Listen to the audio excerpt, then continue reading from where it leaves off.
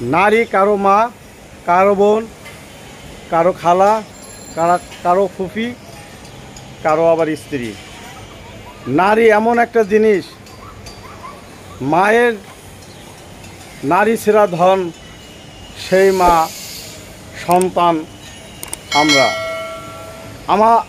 আমরা সবাই মাকে ভালোবাসবো, বাবাকে ভালোবাসবো। যাদের মা দুনিয়াতে নাই তাদের জন্য আখিরাতের দোয়া কামনা করব।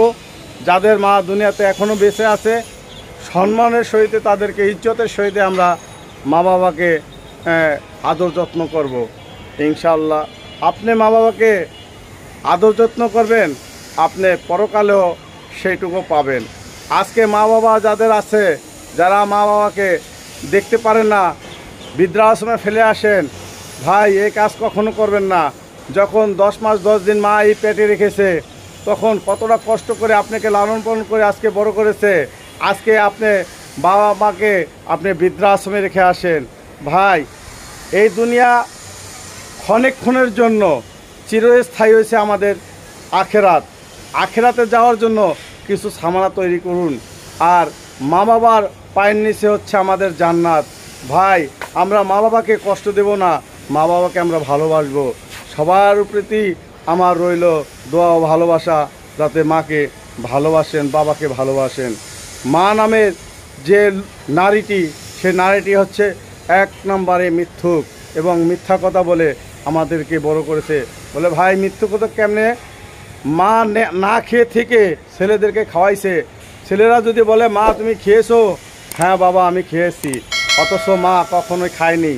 ছেলেদেরকে খাওয়ানোর জন্য, মুখে আহার দেওয়ার জন্য মা অনেক কষ্ট করেছে। ভাই, আজকে সেই মাকে আপনারা বৃদ্ধাশ্রমে রেখে আসেন, এটা তো ঠিক না। আপনারা সবাই মাকে আদর যত্ন করবেন, ভালোবাসবেন।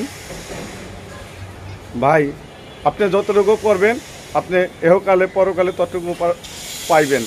আপনি আজকে মা বাবার জন্য যতটুকু করবেন, আপনার সন্তান আপনার জন্য ততটুকু করবে। আজকে আপনি মা বাবাকে বিনা কারণে যদি আপনি বৃদ্ধাশ্রমে রেখে আসেন, মা বাবাকে খাওয়ান পরন না দেন, আপনার সন্তানও আপনাকে একদিন এরকমভাবে দেখবে। আজকে আপনি বোঝেন না, যেদিন বুঝবেন সেদিনকেও কোনো কুল কিনারা থাকবে না। ভাই, এই কাজটি কেউ কখনো করবেন না। মা শুধু মিথ্যা কথা বলে আমাদেরকে বাঁচানোর জন্য। আপনি কি পারবেন মায়ের মতন এখন না খেয়ে থেকে আপনি বৃদ্ধ মাকে খাওয়াতে? পারবেন না, কারণ মা মিথ্যা কথা বলে আপনাদেরকে আমাদেরকে মানুষ করেছে। আজকে আমরা সন্তানেরা মিথ্যা কথা কই আমরা না খাই, আমরা মা বাবাকে খাওয়াইতে পারি না। কেন পারি না ভাই? কেন পারেন না?